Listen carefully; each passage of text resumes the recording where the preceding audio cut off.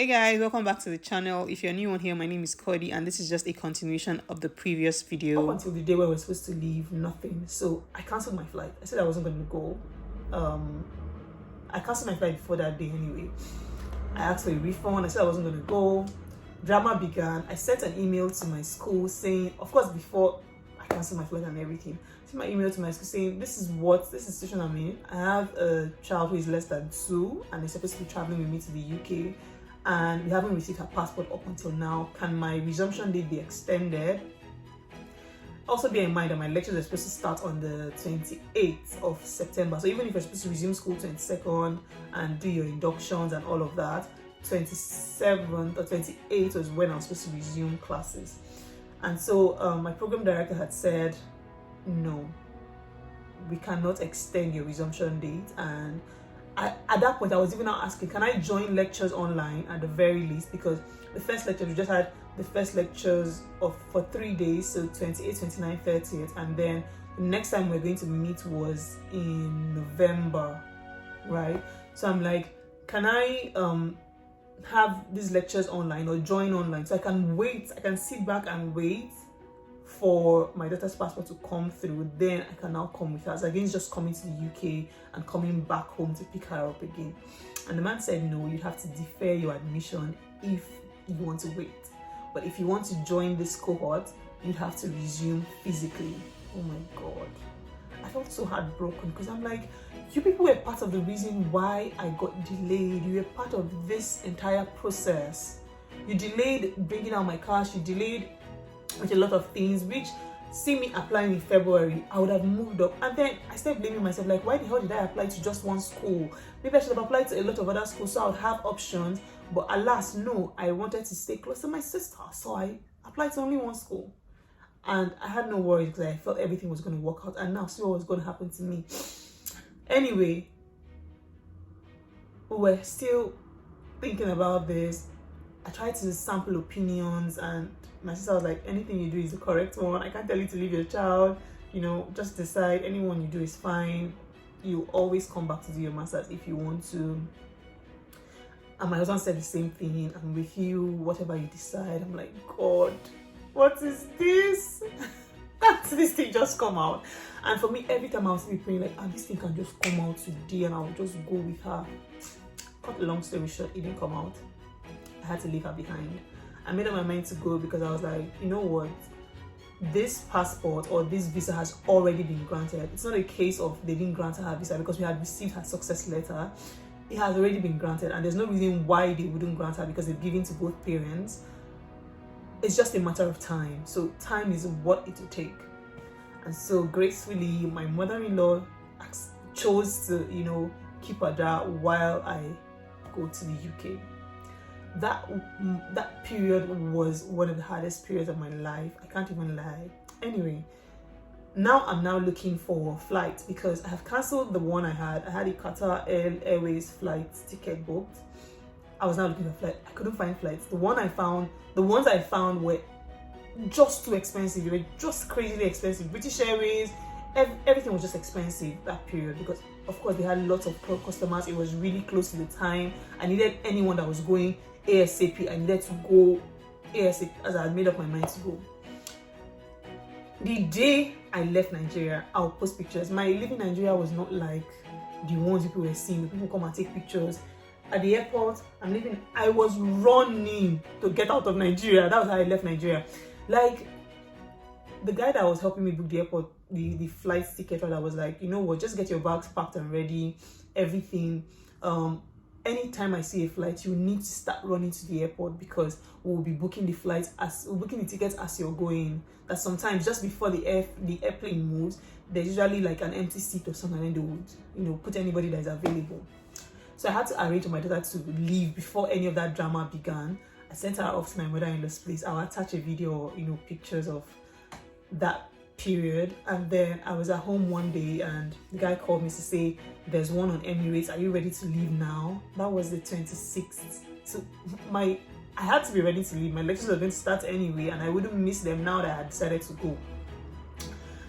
Let me also add that somebody in the school, because when my lecturer said that, I didn't like the tone of his response to me. So I reached out to student services, and someone on student services international officer said, you know what, they can give me 10 days, but she would advise me to really come, because after 10 days and her passport doesn't come out, I would still have to come to school, and by then I would have missed the lectures, which would have such impact on my studies here, because a lot of students are not able to meet up or catch up. So if I could, I should just come. And for me, that was it. I just knew that, okay, it was good to go. I had to go.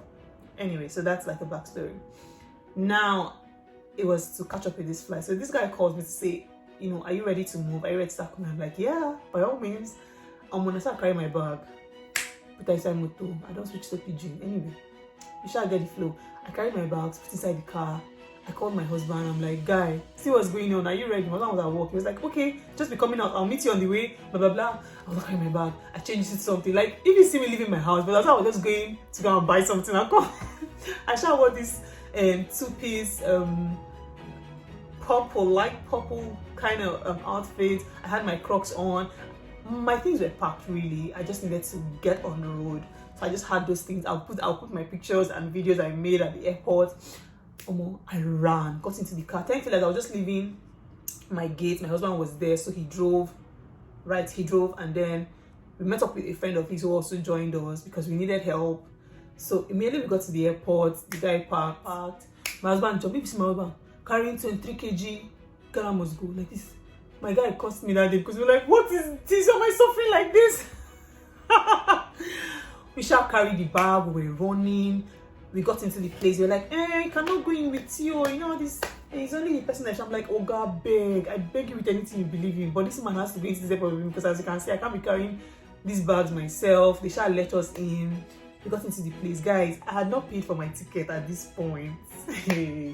Now, I had tried to book with Waka Now that morning. I had sent money to them. I didn't like the flight they gave me. They sent back my money. So I didn't realize that I had surpassed my limits for the day. Anyway, so this guy books it for me and now tells me, okay, send the money so I can pay and print you and send your tickets to you. And I tried. It didn't bounce. You've passed your limit for the day. No way. I'm like, what have I done? And I didn't tell my husband in the car. He would have sent the money to him.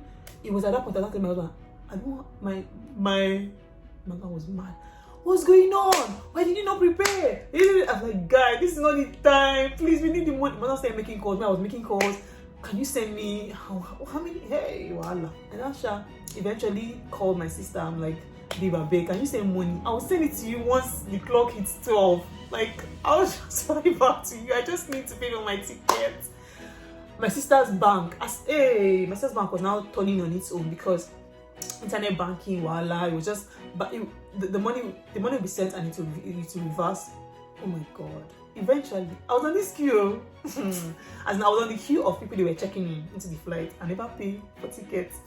Anyway, the guy that was going to weigh back, like, madam, make me weigh your bag now. I said, guy, just calm down. Give me a few minutes. Like, this thing, we're about to shut down. We're about to close. I said, guy, I beg you, just a few minutes. That's how this guy sent me ticket. Like, I paid. They now weighed my bag. My bags were like a bit overweight. My hand luggage, they weigh like 10 or 15 kg. The guy's like, they go. Time don't pass, they go. My God, thank you. The first guy that checked my ticket, apparently it was a wrong ticket that got printed. He checked my ticket and it was wrong. He didn't notice. I noticed, but he shall let me move on. So it was the people at the counter. By the time I got to the counter, that's when I got the real ticket. And I just showed him. I'm like, guy, if you know that I just literally paid for this ticket right now. Hey, that's how I just did it. My husband, like, and we had to be going. They were like, there's no time you need to get on the flight because we've already started checking them in. So as I just checked in my luggages, I started moving. I was running. At this point, I didn't even have time to hug my husband, to take pictures. We didn't do any of that. Like, I didn't have any picture of leaving the airport. The picture I took was like later on. I just held my husband, just said a short prayer. I was just weeping, like I wailed. You know that point where you get to immigration, blah blah blah. Did you know? As if everybody just saw my face. Did not disturb me. Like anybody was asking me any question, because if you just say, huh, I would just start crying. Like it was so much. I didn't see my daughter that day. Nothing. My husband was just going, even though he just went outside. I was like, you know what, I'll be here till your plane takes off, just let me know. And he was there. and then it was just me. So I ran in, got on the plane. It was an Emirates flight, so we flew to Dubai first and laid over, and then to the UK the next day. That's when I arrived in the UK. We left Nigeria in the afternoonish. I cried from that plane till almost we got to, I cried from Nigeria inside the plane till we got to Dubai. Almost. I was just feeling so terrible with myself. I kept questioning the journey. What are you doing? You know, are you a good mother? Are you a good wife? Big. Oh, what did I not say to myself? That journey was just not nice. It was not the best. Anyway, I met this really sweet girl just sitting next to me. We eventually started talking, and she made the journey better. When we arrived in Dubai, she was when I was moving around the airport with. She took sweet pictures of me. I'll ask her if she's fine with me putting her pictures, but we really had a good time at the airport. We're just going around, sampling perfumes and everything. We really get the opportunity to say a lot of goodbyes, because my majority of my family, apart from like my husband's family and my auntie, majority of my siblings stay in Port Harcourt. My parents stay in Port Harcourt, so I didn't really get an opportunity to say goodbye. It was just on phone. We're having conversations as usual. My mom attended my friend's wedding. That was the last event I attended really in the East. So I saw my mom at the wedding, and so we were able to talk a bit, but not for long, because she wasn't even there for long. So I didn't really get to say goodbye. I said goodbye to my auntie, my uncle, you know, my parents-in-law, people that were around Lagos at the time, but that was it really. And yeah, so that, and with the way I left Nigeria, I didn't really have the time to say proper goodbye, because it was, are you ready to go? Get on the flight, blah, blah, blah. So it was just in a hurry. My neighbors did not even know that there was nothing to show that I was leaving Nigeria, because I was here today, tomorrow I'd run. Like, you were probably speaking with me this morning. In the afternoon, I don't day flights, they go UK. It was that crazy. Whew, oh my god. Anyway, so this is part 1 of this video. I'm glad I'm in the UK now. Things have worked out, but it wasn't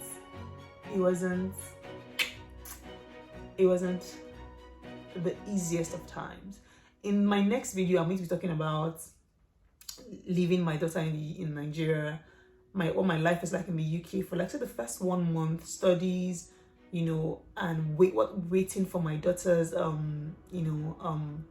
waiting for my daughter's passport experience was like, all the other processes we had to go through, and that's about it for the second video on my relocation series. But I hope you enjoyed this video. I hope you enjoyed it as much as I did. I'm glad to be back on YouTube once again. And if you have any questions, any comments, please leave it for me in the comments section. I'll be there to read and, you know, respond to your comments as usual. And this is bye from me today. Thank you for watching, and I'll see you in my next one. Bye. Mwah.